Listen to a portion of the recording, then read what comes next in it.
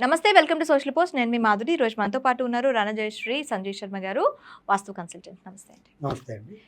Sir, office వాస్తు అనేది అక్కడ పనిచేసే ఎంప్లాయీస్ మీద కూడా చూపిస్తుందా? వాళ్ళ గ్రోత్ విషయంలో కానీ, మేనేజ్మెంట్ గ్రోత్ విషయంలో కానీ, బిజినెస్ గ్రోత్ విషయంలో కానీ ఎట్లా ఉంటుంది వాస్తు ప్రభావం అనేది ఒక ఆఫీస్కి వర్తిస్తుందా? యాక్చువల్లీ వాస్తు అనేవి 4 రకాలండి. ఫస్ట్ వచ్చేసి రెసిడెన్షియల్ వాస్తు, ఓకే. సెకండ్ వచ్చేసి కమర్షియల్ వాస్తు. మీరు అడిగిన క్వశ్చన్ ఈ కమర్షియల్ వాస్తులో వస్తుంది. ఓకే. థర్డ్ వచ్చేసి రిలీజియన్ వాస్తు. అంటే మన మతానికి కూడా వాస్తు ఉంటుందా? మతాన్ని అంటే టెంపుల్స్ కట్టడానికి. ఓకే. తంజావూరులో ఉన్నటువంటి టెంపుల్ ఉంది కదండి, ఏది మన బృహదీశ్వర ఆలయం. అవును.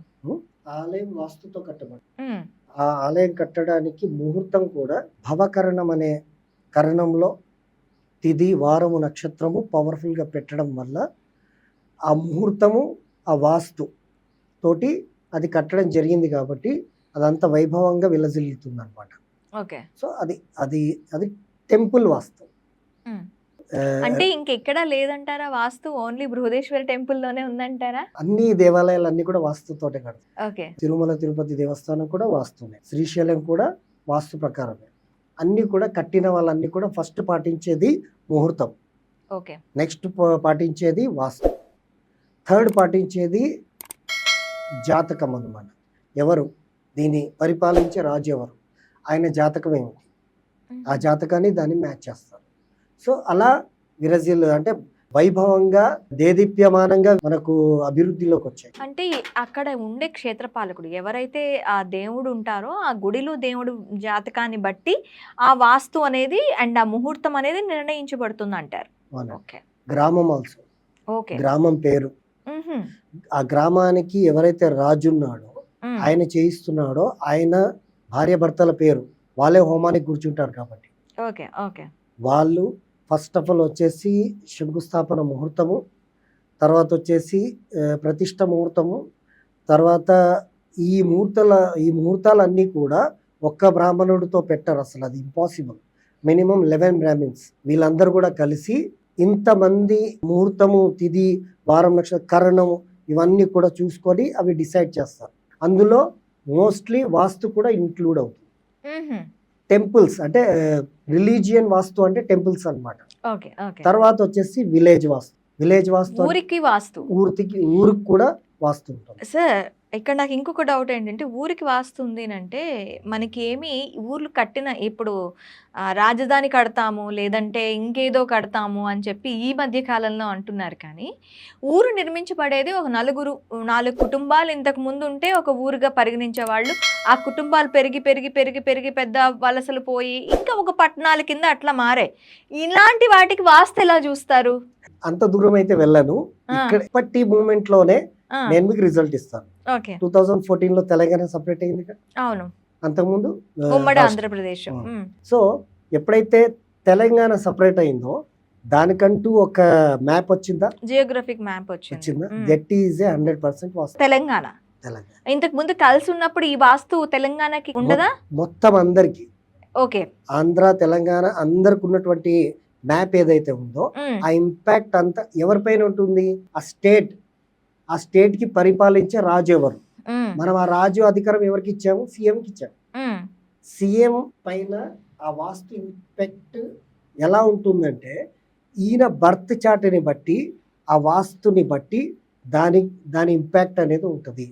ఈయన 5 సంవత్సరాలు ఉంటాడా, 10, 15 లేదా ఫస్ట్ టర్మ్ లోనే పోతాడా, అసలు ఈయన అవుతాడా అవ్వడా అనేది ఈయన బర్త్ చార్ట్ అండ్ ఈ వాస్తు ఇవన్నీ కూడా ఇంక్లూడింగ్ గా వస్తాయి.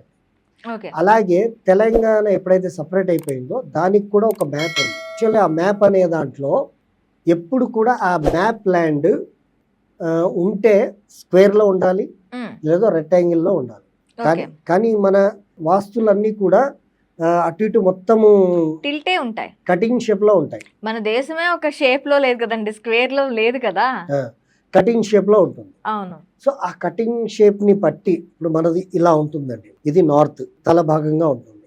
తర్వాత వచ్చేసి మనకు వెస్ట్ వచ్చేసి కన్యాకుమారి, ఆ విధంగా ఉంటుంది. సో దాని ఇంపాక్ట్ కూడా ఇది నేను మీకు చెప్పే సబ్జెక్ట్ ఏదైతే ఉందో ఇది totally depth and too much advance subject. ఒక సీఎం కోసం, ఒక పిఎం కోసం, ఒక దేశం కోసం మేము ఢిల్లీ, కలకత్తా, ముంబైలో ఉన్నటువంటి వాస్తు కన్సల్టెంట్ ప్రొఫెసర్స్ అందరం కూడా మేము వర్క్షాప్స్ పెట్టుకొని మేము ఈ మ్యాప్, ప్రతి ఒక్క దేశం మ్యాప్ ఏదైతే ఉంటుందో దాన్ని బట్టి దానికి ఎలాంటి ఇవి జరుగుతాయి, ఎలాంటి సక్సెస్లు ఉంటాయి, ఎలాంటి లాసెస్ ఉంటాయి, అన్ని దానికి సంబంధించినవన్నీ కూడా రీసెర్చ్ చేసాం. కాబట్టి తెలంగాణ బిట్కి ఏముంటుంది వాస్తు అనేది మా దగ్గర ఐడియా ఉంటుంది. ఓకే. కాబట్టి that is a village vastu. Okay. Only 4 vastu. First is a residential, commercial, religion and గ్రామ వాస్తు, విలేజ్ అండ్ దేశం. Okay sir. అయితే ఇప్పుడు ఉద్యోగుల గురించి వద్దాం. వాళ్ళకి ప్రభావం ఎలా ఉంటుందంటారు? ఇప్పుడు మీరు అడిగినటువంటి క్వశ్చన్ ఏంటంటే అండి, ఇప్పుడు వ్యాపారం చేసుకుంటున్నారు, వ్యాపారం చేసుకునే దాంట్లో వర్కర్స్ కూడా పనిచేస్తారు. ఆ వ్యాపార స్థానంలో ఉన్నటువంటి వాస్తు దోషం ఏదైనా ఉంటే ఆ వర్కర్స్ పైన పడుతుందా అని మీరు అంటున్నారు. అవును. వ్యాపారం ఎవరి పేరుపై అయితే ఉందో వాళ్ళపైన వాస్తు దోషం, వాస్తు ప్రభావం ఉంటుంది. ఓకే. ఉంటే మంచి ఉంటే లాభం ఆయనకే ఉంటుంది, చెడు అంటే ఏదైనా మైనస్ అవుతే ఆ ప్రభావము వాస్తు ఓనర్ పైనే ఉంటుంది. ఒక ఫ్యాక్టరీ ఉందనుకోండి, ఆ ఫ్యాక్టరీ ఎవరి పేరుతో ఉంది ఆయన పైనే మొత్తం వాస్తు ప్రభావం అంతా ఉంటుంది. రెండోది మేనేజ్మెంట్ అంతా ఎవరు చేస్తున్నారు వాళ్ళపైన ఆ వాస్తు ప్రభావం ఉంటుంది. ఓకే. వర్కర్స్ పైన ఎప్పుడు ఉంటుందంటే ఆ వర్కర్స్ మినిమం 3 ఇయర్స్ దాంట్లోనే పనిచేస్తూ ఉండాలి. 3 ఇయర్స్ వర్కర్ దాంట్లోనే పనిచేస్తున్నాడు. చేసినప్పుడు అప్పుడు ఆయనకి ఆ వాస్తు ప్రభావం అనే ఇంపాక్ట్ అనేది వాళ్ళపైన పడుతుంది. అప్పటి వరకు పడదండి. ఆల్మోస్ట్లీ మొత్తం వాస్తు భారం అంతా కూడా ఓనర్ పైనే ఉంటుంది. ఓనర్ బర్త్ చార్ట్ని బట్టే వ్యాపార అభివృద్ధి అనేది జరుగుతుంది.